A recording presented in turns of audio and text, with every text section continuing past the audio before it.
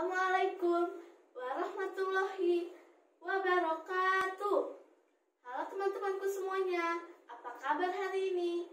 Berjumpa dengan saya, Hanifah Nurul Azkia dari SDIT Ibadur Rahman Ciruas.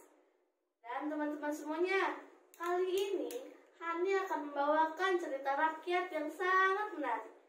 Cerita ini berjudul Asal Usul Pantai Karangbolong.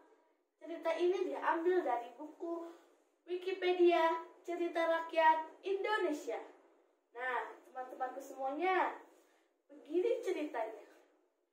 Alkisah. Beberapa abad yang lalu, tersebutlah Kesultanan Kartasura.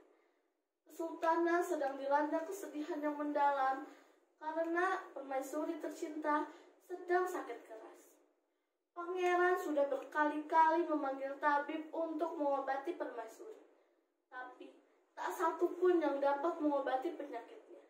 Sehingga hari demi hari tubuh sang permaisuri menjadi kurus kering seperti tulang terbalutkan kulit. Kecemasan melanda rakyat Kesultanan Kartasura. Roda pemerintahan menjadi tidak berjalan sebagaimana mestinya. Hamba sarankan agar tuanku mencari tempat yang sepi untuk memohon kepada Sang Maha Kuasa agar mendapat petunjuk guna kesembuhan permaisuri, kata penasihat istana. Tidak berapa lama, Pangeran Kartasura melaksanakan tampaknya. Godaan-godaan yang dialaminya dapat dilaluinya, hingga pada suatu malam terdengar suara, "Hentikanlah semedi.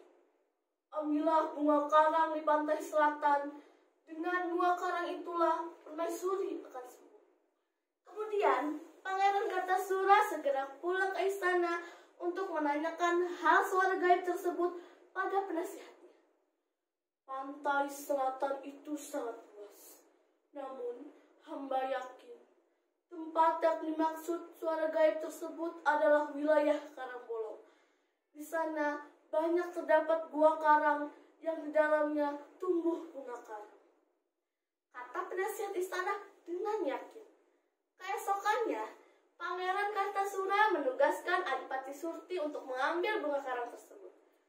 Adipati Surti memilih 2 orang pengiring setianya yang bernama Sanglar dan Sanglur. Setelah beberapa hari berjalan, akhirnya mereka tiba di Karangbolong. Di sana terdapat gua besar. Adipati Surti segera melakukan tapanya di dalam gua tersebut. Setelah beberapa hari, Adipati Surti mendengar suara seseorang. "Hentikanlah semedimu. Aku akan mengabulkan permintaanmu. Tapi kau penuhi dahulu persyaratan." Adipati Surti membuka matanya dan melihat seorang gadis cantik seperti Dewi dari Kayangan di hadapannya. Sang gadis cantik tersebut bernama Suryawati. Ia adalah abdi Nyi Roro Kidul yang menguasai Laut Selatan. Syarat yang diajukan Suryawati, Adipati Surti harus bersedia menetap di pantai selatan bersama Suryawati. Setelah lama berpikir, Adipati Surti menyanggupi syarat Suryawati. Tak lama setelah itu, Suryawati mengulurkan tangannya, mengajak Adipati Surti untuk menunjukkan tempat bunga karang. Ketika menerima uluran tangan Suryawati, Adipati Surti merasa raga halusnya saja yang terbang mengikuti Suryawati, sedang raga kasarnya tetap pada posisinya bersemedi.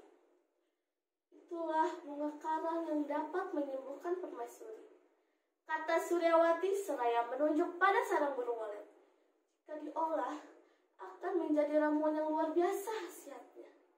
Kemudian Adipati Surti segera mengambil sarang burung walet cukup banyak. Setelah itu, ia kembali ke tempat bersemedi. Raga halusnya kembali masuk ke raga kasarnya. Setelah mendapatkan bunga karang, Adipati Surti mengajak kedua pengiringnya kembali ke Kartasura. Pangeran Kartasura sangat gembira atas keberhasilan Adipati Surti. "Cepat, buatkan ramuan obatnya," perintah Pangeran Kartasura pada abinya.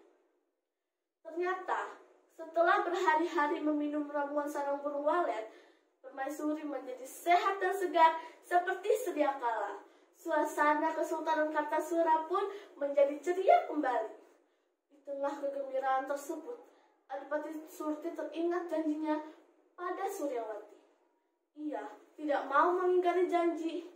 Ia pun mohon diri pada Pangeran Kartasura dengan alasan untuk menjaga dan mendiami karang bolong yang di dalamnya banyak sarang burung walet. Kepergian Adipati Surti diiringi isak tangis para abdi istana karena Adipati Surti adalah seorang yang baik dan rendah hati. Adipati Surti mengajak kedua pengiringnya untuk ikut bersamanya. Setelah berpikir beberapa saat, Sangla dan Sanglur memutuskan untuk ikut bersama Adipati Surti. Setibanya di karang bolong, mereka membuat rumah sederhana. Setelah selesai, Adipati Surti bersemedi. Tak lama setelah itu, Adipati Surti memisahkan raga halus dari raga kasarnya. Aku kembali untuk memenuhi janjiku, kata Adipati Surti setelah melihat Suryawati berada di hadapannya. Kemudian, Adipati Surti dan Suryawati melangsungkan pernikahan mereka. Mereka hidup bahagia di karang bolong. Di sana, mereka mendapatkan penghasilan yang tinggi dari hasil sarang burung walet yang semakin hari semakin banyak dicari orang. Demikian cerita asal-usul karang bolong yang berada di daerah Anyer, Kabupaten Serang, Provinsi Banten. Pesan moral yang dapat dipetik dari cerita ini adalah bahwa usaha tanpa diiringi doa tidak akan mendapatkan hasil yang memuaskan. Oleh karena itu, biasakan berdoa untuk melakukan segala sesuatunya. Kisah ini mengajarkan kita untuk selalu menepati janji yang telah diucapkan. Salam literasi. Salam budaya Indonesia. Wabillahi taufiq wal hidayah. Wassalamualaikum warahmatullahi wabarakatuh.